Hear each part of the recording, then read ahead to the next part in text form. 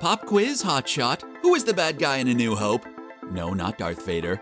It was the man holding his leash, Grand Moff Tarkin. Wait, what's a Moff? Or a Darth, for that matter. Part of the magic of the Star Wars universe is that it doesn't often explain itself. Well, except midichlorians. And the reaction to that just shows how the well-lived-in world of Star Wars works without explanation. So someone introduces themselves as Moff this or Darth that, and we understand it's important because everyone holds their breath when they're around, sometimes involuntarily. But those titles do have meaning, so let's dig in. We've come a long way since those days when a moisture farmer with a penchant for hot-rodding his speeder hooked up with a space wizard and fought his dad and his dad's weird boss for the control of the galaxy. Back then, things like the Clone Wars, the Republic, and the Jedi were just name drops from old Ben Kenobi, like your uncle who won't shut up about being at Woodstock.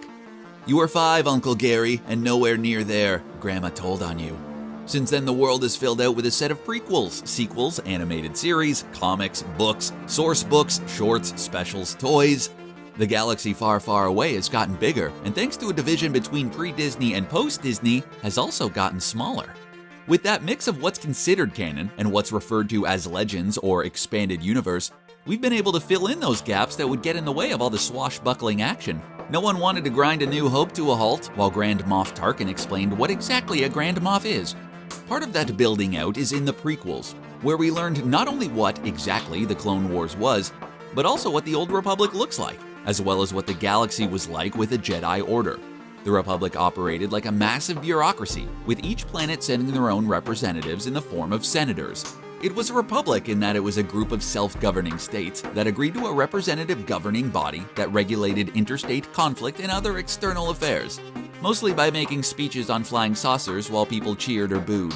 The body was overseen by a chancellor who had limited powers, mostly setting the floor for discussion and calling for votes. While apparently the system worked for a millennium, it's no way to consolidate supreme power. And if you're a Sith Lord, consolidating supreme power is kinda your thing. A little nudge here, fuel some unrest there, and one ambitious senator from Naboo, who also happened to be such a Sith Lord, was able to get the body to vote him near total war powers as the Supreme Chancellor. You had to imagine the Republic could have seen this coming with a name like Supreme Chancellor, but alas. Prior to Palpatine manipulating the Republic into getting their war on, each of the member states were responsible for their own defense, since there really wasn't a threat to the Republic at large. One of the ways that Palpatine takes power is to convince the Republic to create an army out of a bunch of clones of a surly bounty hunter.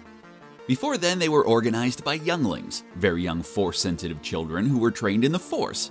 Then Padawans that trained under a Jedi, and then Jedi Knights who went on peacekeeping missions, and finally, Jedi Masters, who would make up the council that governed the Jedi. When war was declared, the Jedi became generals, with the Jedi Counselor becoming High Jedi Generals, in charge of one of the 10 systems' armies. Jedi Masters became Senior Jedi Generals, taking over sector armies, Jedi Knights becoming Jedi Generals, and Padawans becoming Jedi Commanders. Things get both more complicated and less complicated down in the ranks of the Clone Army. Less complicated because they have a more or less recognizable military structure, and more because they're all versions of the exact same dude. The enlisted are designed by slashes, adding one for each rank starting with Trooper and going up through Corporal, Sergeant, and Sergeant Major getting 5 slashes instead of 4. Ooh, special. The 2 Sergeant ranks also get cool green armor. Blue armor goes to the officials starting with Second Lieutenant, indicated with a single stripe this time running vertical. Like before, one is added on the way up to Lieutenant, Captain, and Major. Captains and Majors also get really cool red armor. Ooh. Commanders get yellow armor and have dots to indicate ranks, starting with 2 vertical dots for battalion commanders, 2 rows of 2 dots for regimental commanders, 3 rows of dots for senior commanders, and 4 rows of dots for the highest ranking clone's marshal commander. Of course, Order 66 changed a lot of things, mostly for the Jedi. Too soon? Nah. When you make the transition from corrupt republic to outright oppressive empire, you're gonna want to make some changes. First off, your clone supplier might cut you off. Also, rank insignias become confusingly both more uniform and less uniform. Rank is now demonstrated through the rank insignia plaque. Gone are the hash, dots, and slashes. Now it's down to a series of red, yellow, and blue squares, up to 12 for the Grand Moff. As you can imagine, the ranking and color combinations can get super complicated, especially over the course of time and different entries into the saga.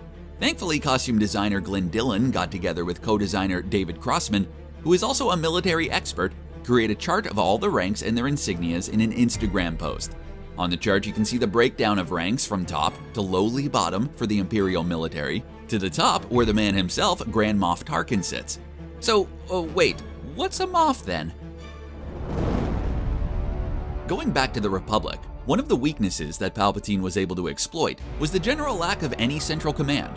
With each system sending a senator, and then having their disputes settled by riding around in little discs and giving speeches and holding votes, the Republic relied on the Jedi to step in and make sure that conflicts don't get out of hand, in a shooty way. In order to transform from messy Republic to efficient Empire, you need a new way of organizing power. That's where the Empire from the galaxy far, far away tipped into a method used by colonial empires from a galaxy right here. On Earth, empires would install governors to rule over colonial holdings and answer back to the Empire.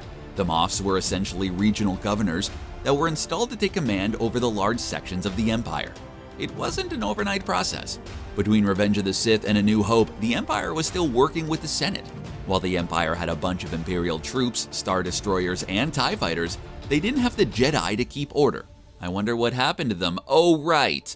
Grand Moff Tarkin actually tells the assembled Imperial commanders, "The last remnants of the old Republic have been swept away," and the power would be transferred to the Moffs. The idea was that their authority would be enforced by the giant space laser. It seemed like a good plan at the time. The whole Moff system was first suggested by the moffiest Moff that could ever Moff, a man with the stern, menacing face of a Peter Cushing, and the kind of first name like Wilhuff that would make one want to get a cool title instead, like Grand Moff. As cool as menacing as Darth Vader was, he wasn't really the villain of A New Hope as much as Grand Moff Tarkin. He was so menacing that he made Princess Leia affect a vague British accent when she found out that he was the one in charge of Darth Vader. The guy who force-choked an admiral for smack-talking the Force's inability to find a rebel base had to answer to the guy with the only T-zone actually shaped like a T. If Leia talking like your college roommate who just got back from a semester in England, and Darth Vader taking orders wasn't enough to cement how gnarly a bad guy he was, it was Grand Moff Tarkin that blew up Alderaan right in front of Leia just to make a point. The only bad guy in Star Wars who had a bigger body count is the Emperor himself, if you give him credit for Order 66 and the war to control the Empire in the first place. Wilhuff Tarkin cut his teeth in the bureaucracy of the Republic, including in the judicial system, rejoining the military during the Clone Wars. When he transitioned to Moff, he took the Outer Rim, impressing both the Emperor and his former General Anakin, now Darth Vader, championing the Death Star and centralizing the power through the governors. At the end of the Empire, most of the power structure were either run off by the New Republic, or tried their hands at being warlords. That is, except the true believer Moff Gideon. All we know of Gideon at this point was that he was part of the Imperial Security Bureau, and participated in the Siege of Mandalore, where he took the Darksaber from Bo-Katan. Rather than descend into warlord life, however, Gideon seems to be determined to keep the Imperial dream alive. We're bound to see more of him in the future. You really can't have too much Giancarlo Esposito, can ya? There's another group in the Star Wars universe running around and giving themselves strange-sounding titles that we just sort of accept because they sound so cool. Grand Moff Tarkin was holding Vader's leash, but it's not a series of Moffs that catch our attention or strike as much fear in the series as the Darths. Darth Sidious, Darth Tyrannus, Darth Maul, Darth Vader. The Sith Lords are the real menace to the universe. And you know they mean business because they have that Darth in their name. Like Moff, the explanation is pretty simple. Darth at its simplest just means Dark Lord. At one point, the Sith were like the Jedi, in that if you were Force sensitive and decided to access it through your fear and anger, you might be a Sith. Turned out not to be a popular stand-up routine. After that, fear and greed ended up eating the Sith from the inside, leading to their defeat by the Jedi. Darth Bane decided that the problem was having too many Sith at once, taking their general ruling structure based on two leaders, a master and apprentice. Darth Bane created the rule of two, a master and an apprentice. This allowed them to operate in secret and limits betrayal to either betraying one or the other, who is just then replaced. The only weakness to this is Dark Lord is a self-applied title, so on more than a few occasions there were more than 1-2s running around being Darths. You just can't keep a good Darth down, or bad Darth, whatever. Party on, Darth. Yippee! When Sidious staged his comeback, the rule of two wasn't working for him, so instead he looked to a group of dark side users calling themselves the Knights of Ren. They weren't named after Kylo Ren, rather the other way around. There was a Ren, but that was a name he gave himself. Ren actually refers to the red lightsaber favored by the users of the dark side. The original Ren decided to build his dark side philosophy around that weapon. The weapon was powerful. It was not concerned with what power meant or how it should be used. It simply was power. Power the Knights of Ren would embrace. To a moody and powerful teenage Ben Solo, it was just the thing he was looking for. For a Darth Sidious looking to make a comeback, they were also just the thing he was looking for. You know, I gotta get into this self-titling thing. It adds a nice bit of gravitas to introductions. Just make up a word. E-Car, Supreme E-Car Tesco of the Western Land, from that 7-Eleven to that Taco Bell over there. No, not that one. That one doesn't have a drive-thru. You know, I'll have to workshop this a little bit more.